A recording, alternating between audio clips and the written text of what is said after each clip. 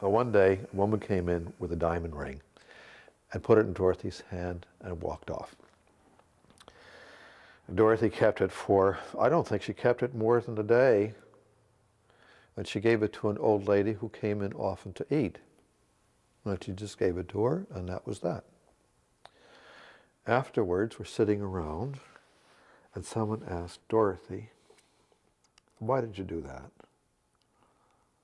We could have taken that diamond ring down to the diamond exchange. It's just a few blocks away. And we could have sold it. And you could have given that woman the money from the diamond ring. And it would have paid most of her year's rent on her apartment. And Dorothy says, oh, if she wants to take it to the diamond exchange and sell it and pay her rent with it, it's up to her. If she wants to go to Bermuda with it, that's up to her. If she wants to keep it, that's up to her. After all, did God make diamonds just for rich people? People would send her pictures of the North Pole or something, and it would make her shiver just to look at that and think about what it was like, in a Siberian winter or something like that for Chekhov when he was on, Sakhalin Island or something, or Tolstoy or whatever. She would retreat into her memory of images from all the books she had read and the places she'd gone, a strong imagination, visual sense like that. But she also felt that there was a kind of moral aspect to that it was morally the right thing to do to find and take delight in what was beautiful, and not only to notice what was ugly. And not being Pollyannish about that, but there was a line in one of her articles that really touched me, where she said, "We would be contributing to the misery of the world if we failed to rejoice in the sun, the moon, and the stars, in the rivers which surround this island on which we live, in the cool breezes of the bay." It reminds me also of St. Francis and his kind of canticle to brother sun, sister moon. That kind of communion that she,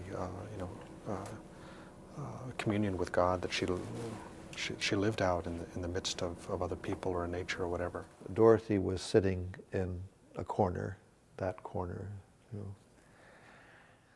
on the floor, cross-legged. I knew it must be she. High cheekbones, the braids on the head. Somebody got up and said that we all have a natural right to security, as to our basic needs. And nobody was going to argue with that. But Dorothy got up and she said, security, security. I don't want to hear any more about security. We hear too much about security. The young people shouldn't be hearing about security. There are great things that have to be done. And who will do them but the young people? And how will they do them if all they're thinking about is their own security? Laying up treasure for the morrow, let the morrow take care of itself. Unless the seed fall into the ground and die, it does not bear fruit.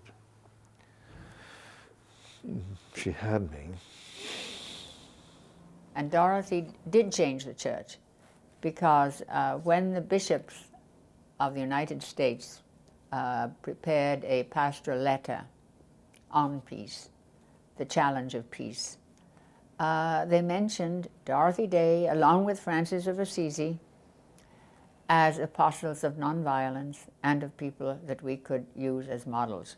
Now, that's a tremendous thing, to have a woman, who took a minority view, mentioned now as a model, and mentioned in the same breath with Francis of Assisi.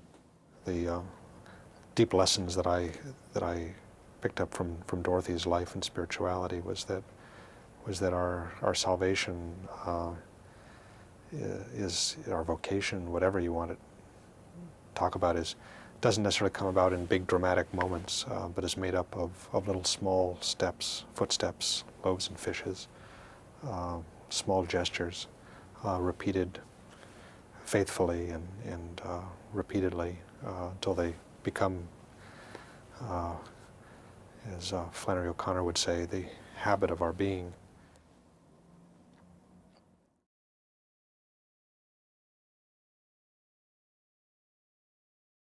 The houses were not in very good shape.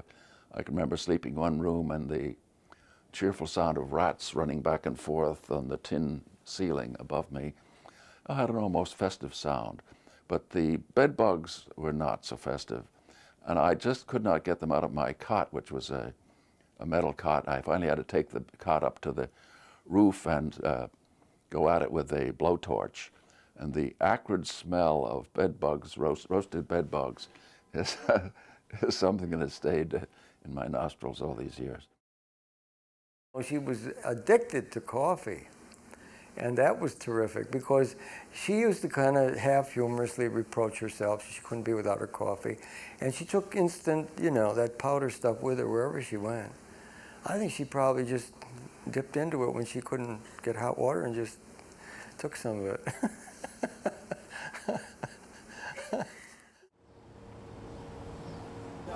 It's another side of the display.